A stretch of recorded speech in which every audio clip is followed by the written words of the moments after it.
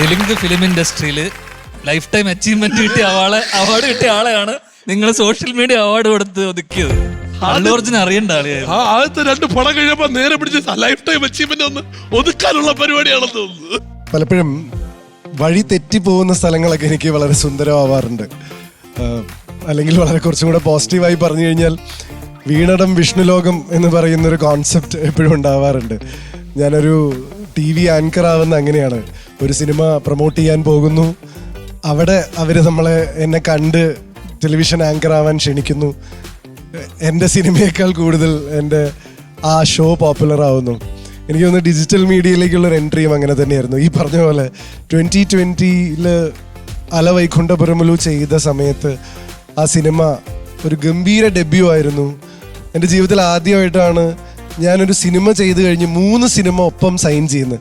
എനിക്ക് പലപ്പോഴും സിനിമയിൽ ഒരു സെറ്റിൽ നിന്നും ഈ ധ്യാനയൊക്കെ പോലെ അടുത്ത സെറ്റിലേക്ക് പോകാനുള്ള ഭാഗ്യം ഉണ്ടാവാറില്ല. വലിയ ഗ്യാപ്പുകൾക്ക് ശേഷമാണ് എനിക്കെപ്പോഴും സിനിമ കിട്ടാറ്. അപ്പോൾ ആദ്യമായിട്ട് വൈകുണ്ഠപുരം കഴിഞ്ഞപ്പോൾ 3 സിനിമ ബാക്ക് ടു ബാക്ക് സൈൻ ചെയ്യുന്നു. ഇതെല്ലാം ഫെബ്രുവരി 2020. മാർച്ച് 2020 ലോക്ക്ഡൗൺ സംഭവിക്കുന്നു. എല്ലാം ശുഭം. അപ്പോൾ പിന്നെ ഏപ്രിൽ മെയ് സമയങ്ങളിൽ എന്ത് ചെയ്യും, വാട്ട് നെക്സ്റ്റ്? കാരണം എനിക്കാണെങ്കിൽ ഇങ്ങനെ വെറുതെ ഇരുന്നൊരു ശീലവുമില്ല. എന്ത് ചെയ്യും എന്ന് ആലോചിച്ചപ്പോൾ മനസ്സിൽ തോന്നിയൊരു കുസൃതിയായിരുന്നു ജൂൺ 16 എൻ്റെ ബർത്ത്ഡേ സമയത്ത് നിങ്ങളുടെ തൊട്ടടുത്തുള്ള ഒരാളെ ഹാപ്പി ആക്കിയിട്ട് ഇന്ന സാധനം ചെയ്തു എന്ന് പറഞ്ഞ് എനിക്കൊരു വീഡിയോ അയച്ചു തരുമെന്ന്. ഞാൻ അതിന് GP I made someone happy എന്ന് പറഞ്ഞിട്ടൊരു ക്യാമ്പയിനായിട്ട് ചുമ്മാ ഒന്ന് ട്രൈ ചെയ്ത് നോക്കിയതാ. എനിക്കൊരു 10-500 വീഡിയോ വന്നു. എൻ്റെ 2ാമത്തെ വീഡിയോ ഈ 500 വീഡിയോ കമ്പൈൽ ചെയ്തുകൊണ്ടുള്ള സാധനങ്ങളാണ്. തൊഴിലുറപ്പിന് പോകുന്ന ചേച്ചിമാരൊക്കെ എനിക്ക് വീഡിയോ എടുത്ത് അയച്ചിരുന്നു. ഇത്തവണത്തെ ഒരു വേതനം ഞങ്ങൾ ഇന്ന ആൾക്കാർക്ക് കൊടുക്കുന്നു. സോ അതെൻ്റെ ഒരു റിയലൈസേഷൻ പോയിന്റ് ആയിരുന്നു. അങ്ങനെയൊക്കെ പറഞ്ഞ് കുറേ സംഭവങ്ങൾ ട്രൈ ചെയ്തു. And it started off with that.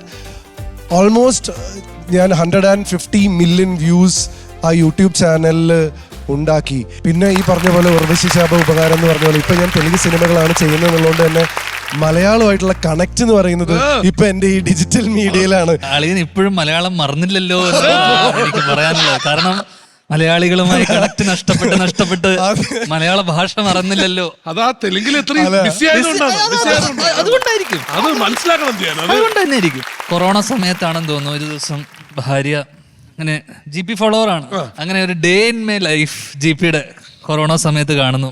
രാവിലെ അളിയൻ ജിമ്മിൽ പോകുന്നു, ഷൂട്ടിന് പോകുന്നു. അതിനിടയിൽ പട്ടാമ്പി വീട്ടിൽ പോയി. കറക്റ്റ് അല്ലേ? വീട്ടിൽ കാരണം എന്റെ ലൈഫ് മാറ്റിയത് ആ വീഡിയോ. അങ്ങനെ ഇത് കഴിഞ്ഞിട്ട് കണ്ണൂര് ഒരു ജ്വല്ലറിയുടെ പരസ്യത്തിന് പോകുന്നു. രാത്രി ലേറ്റ് നൈറ്റ് വരെ ഷൂട്ട് കഴിഞ്ഞിട്ട് അളിയൻ തിരിച്ച് ഡ്രൈവ് ചെയ്ത് എറണാകുളത്തേക്ക് വരുന്നു. വന്നിട്ട് രാത്രി ഹോളിഡേ ഇന്നിൽ ചെക്ക് ഇൻ ചെയ്തിട്ട് രാത്രി കഥ കേൾക്കുന്നു. കാരണം ഈ കൊറോണ സമയത്ത് എൻ്റെ ഭാര്യ പറഞ്ഞു, കണ്ടില്ലേ, ബി ലൈക്ക് GP. നിങ്ങൾ ഇങ്ങനെയാണോ ജീവിക്കുന്നത് മനുഷ്യ? രാവിലെ എഴുന്നേക്കുന്നു, ഭക്ഷണം കഴിക്കുന്നു, ഉറങ്ങുന്നു, എഴുന്നേക്കുന്നു, ഭക്ഷണം കഴിക്കുന്നു, ഉറങ്ങുന്നു. GPയെ കണ്ടുപിടിക്കും. ഇപ്പൊ നമ്മൾ അനുഭവിക്കുന്ന ധ്യാൻ ശ്രീനിവാസന്റെ കാരണം ആ വീഡിയോ ആണ്.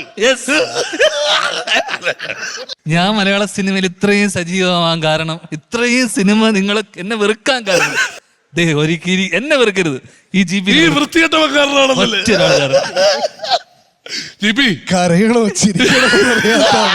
ഇത്രയും തിരക്കുള്ള ഒരു ഡേ ഇൻ മൈ ലൈഫ് ഞാൻ കണ്ടിട്ടില്ല.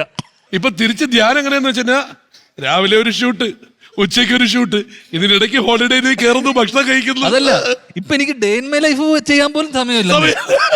അങ്ങനെ തിരക്കായി പോയി. പക്ഷെ ധ്യാൻ ഈ കിട്ടിയ അവാർഡിന്റെ അത്ര തന്നെ സന്തോഷമായിട്ടോ ധ്യാൻ അതെങ്ങനെ ഓർത്തെടുത്ത് നമ്മൾ ചെയ്തൊരു സംഭവം ഇങ്ങനെ ഇത്രയും time line.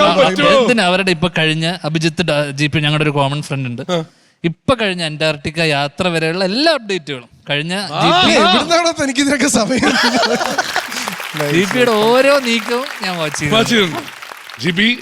Thank you Amrita TV, thank you so much. Amrita TV ആയിട്ടുള്ള ബന്ധം എന്ന് പറയുന്നത് 2 കാര്യങ്ങളാണ്. ഒന്ന്, ഞാൻ പൂർണ്ണമായിട്ടിരുന്ന് എൻ്റെ അടുത്ത് പലപ്പോഴും ആൾക്കാർ ചോദിക്കാറുണ്ട് റിയാലിറ്റി ഷോസും TV ഒക്കെ എപ്പോഴും കാണാറുണ്ടോ എന്ന്.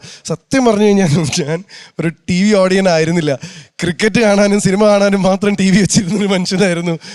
എങ്ങനെയോ വഴിതെറ്റി ടെലിവിഷനിലേക്ക് വന്നതാണ്. പക്ഷെ ഞാൻ കുറച്ചെങ്കിലും എനിക്ക് കണ്ട് ശീലമുള്ള ഒരേ ഒരു റിയാലിറ്റി ഷോ എന്ന് പറയുന്നത് അമൃതയിലെ സംഗീതം ജോബും ഒക്കെ ചെയ്ത ആ സമയത്ത് സൂപ്പർ സ്റ്റാർ എന്നുള്ള റിയാലിറ്റി ഷോ ആണ്. I still remember that. അതായിരുന്നു എൻ്റെ ഏക ഒരു റിയാലിറ്റി ഷോ റെഫറൻസ് എന്ന് പറയുന്നത്. ആൻഡ് ഞാൻ ആദ്യമായിട്ട് അടയാളങ്ങൾ 2008 അടയാളങ്ങൾ സിനിമ ചെയ്ത് കഴിഞ്ഞപ്പോൾ നമ്മളെ സെലിബ്രിറ്റി ഗസ്റ്റ് ആയിട്ട് വിളിക്കുമല്ലോ.